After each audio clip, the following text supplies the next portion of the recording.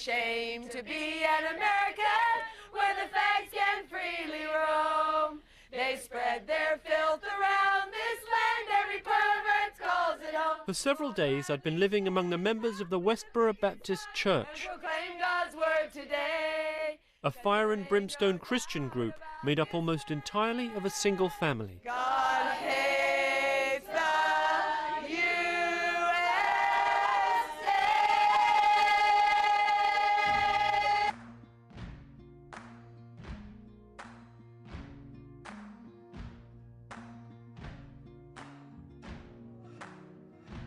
You can run on for a long time, run on for a long time, run on for a long time. Sooner or later, gotta cut you down. It's very simple. We read the scriptures, and we tell people what the standard is. We don't do violence to people. We warn them that their sins are taking them to hell. We do a courteous, loving thing to them. That's courteous and loving. And they hate us, and they beat on us, and they don't want anything to do with us. They're just downright mean to us sometimes, you know? What did we do to them? Nothing but a courtesy. God hates fags. God hates fag enablers. Therefore, God hates America and all of her military. Any abominable, disgraceful, filthy conduct that you think of to engage in, you do it and you're proud of it. Quit worshiping the flag, dummy. It can't help you. You can run on for a long time, run on for a long time, run on for a long time. Tell them that God's gonna cut you down. Tell them that God's gonna cut you down. Tell them that God's gonna cut you down. I'd sensed a deep wellspring of anger in Gramps, and I suspected that this was the basis for his church's ministry. His skewed interpretation of the Bible had been handed on to his children and was now being broadcast to the world. The Phelps had no interest in winning souls to Christ. In their world, being hated was proof that they were doing the right thing.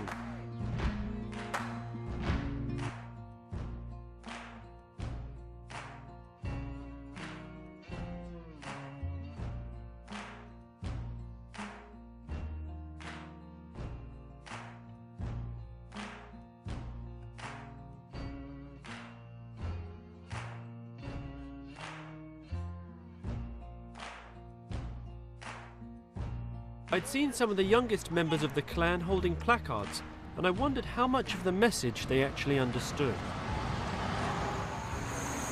How old are you, Shirley? 7. 7. Do you know what the sign means? No. Shirley? She doesn't know what it means. Fags, troops, flags, symbols, they're all idols that this nation worships above God. Does that help you at all, or have I said a lot of words that were too big? I was there for almost 26 years. I left a month before my 26th birthday. And talking about childhood, we started picketing when I think I was 8 years old. We thought it was great. Yeah.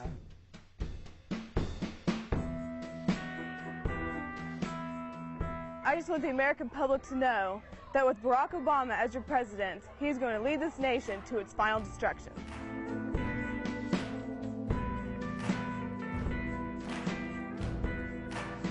Well, you understand it's not like you flip the switch. It's not like you prepare the kids, and then it happens to them. It's happening to them all along. I mean, these kids go to the elementary school and they're thought of as walking picket signs. Yeah, because we're supposed to be a testament to the other kids in there. Every time anybody looked at us, all they would be thinking is, God hates that fags, word, yeah, and those words. You're going to hell. You have to do everything that they want. They have absolute control over everything, and if you don't do what they want, then you are out of there.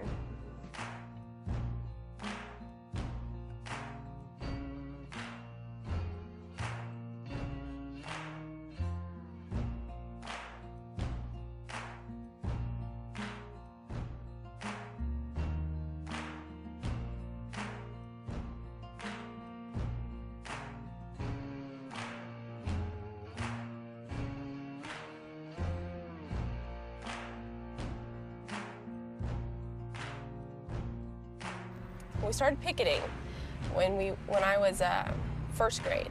6 years old. So people have been treating me the way that you see us being treated now since I was that young. So, I mean, people didn't treat me right. What did they do? Well, nobody wanted to talk to me really at school. And they were ashamed to be around me.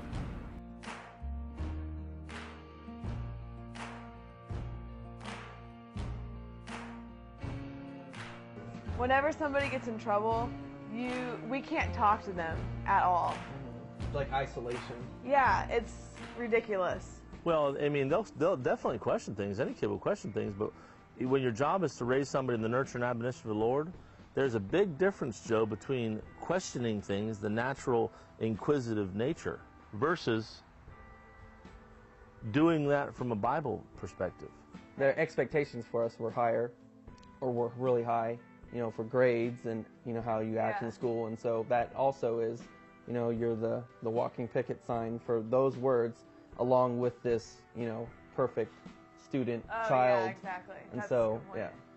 Yeah, they wanted people to hate us. And we were told that everyone was going to hate us. And if anyone acted like they were our friends, that they were lying. Yeah, exactly. That in their heart they really hate us.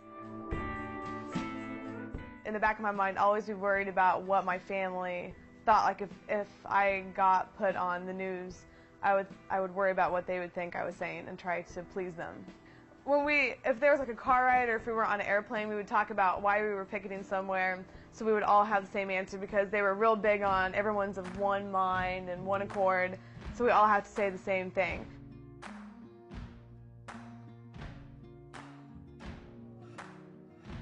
You can run on for a long time. Any one of these children, when they're a little bit older, if they decide that this is not something that they want to be a part of, will they still be allowed to be? Are they still going to be a member of these families, a member of this community? Don't you understand that if they do not believe this message that the Lord our God has given us, there isn't going to be a discussion about how can I stay even if I don't believe the way you do.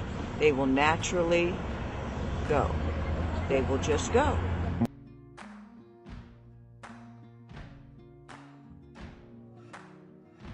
You can run on for a long time. Run on for a long time. Run on for a long time. Sooner or later, gotta cut you down. Sooner or later, gotta cut you down. Go tell that long-tongued liar. Go and tell that midnight rider. Tell the rambler, the gambler, the backbiter. Tell him that God's gonna cut him down. Tell him that God's gonna cut him down.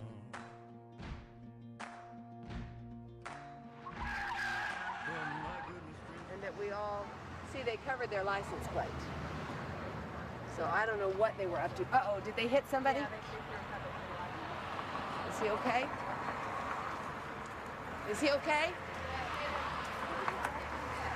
I'm sorry, hon. No, anytime they come with that.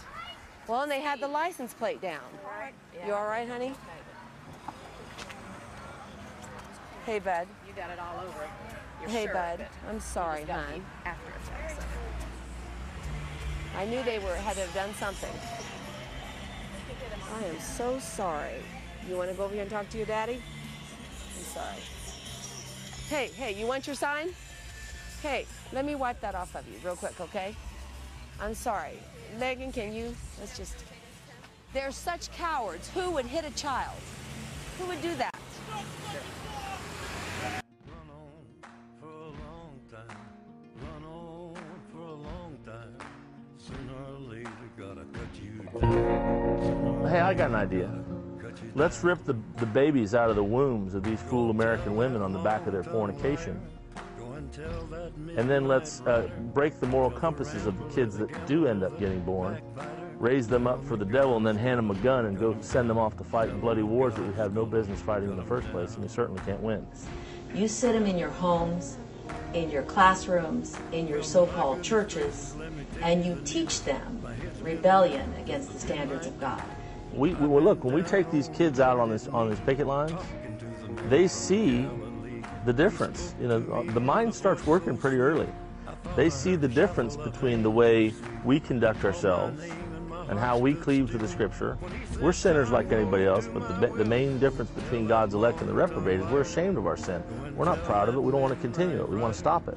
Tell the rambler, the gambler, the backbiter, tell him that God's gonna cut him down. Tell him that God's gonna cut him down. You can run on for a long time, run on for a long time, run on for a long time. Sooner or later, gotta cut you down. Sooner or later, gotta cut you down. Shouldn't they have the chance to decide first before they're out here? That's like saying, that's like if you were to ask me, shouldn't they have a right to decide whether they should go to school and learn before you send them to school to learn? I mean, this is more important even than that. Ultimately denying the right to a normal life to their youngest members. Are we gonna go in my car? Yeah. Mom, they're here and they want to go somewhere to get a drink, like a coffee drink. Yeah, maybe like. No. She said no. Okay. We have coffee in our house. Okay, maybe we should have a coffee here. Would that be all right? How come we couldn't go out and get coffee? I don't know. She said no. How's it going? Good. Most 21-year-olds, if they wanted to go out for coffee, they would be able to do that without their parents' permission. This is true. But I'm special. I listen to what my parents say. I respect my parents, so.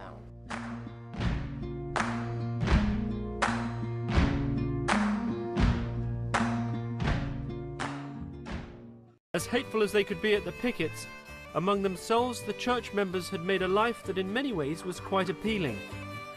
Almost as though their bond with each other had been strengthened by the hostility of the outside world. With the girls, I began to see a more human side to their personalities. Like that's my friend. What did you say? I said, are you kidding me? Who is gonna marry us?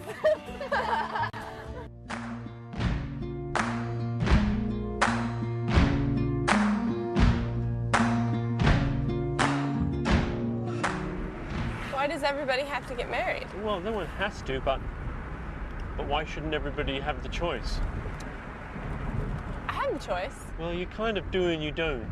It seems it's so inculcated in you that the outside world is this devilish, satanic place that, as you said yourself, that there's really no one for you. Yeah. Who would even want to marry someone that serves God?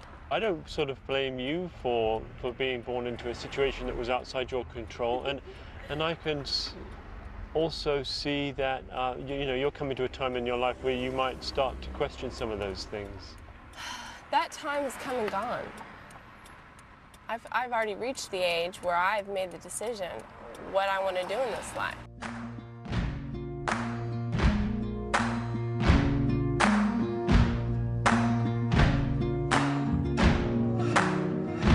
You can run on for a long. The Lord will vindicate his people and he will glorify his own name, because that's all this is about, is glorifying God.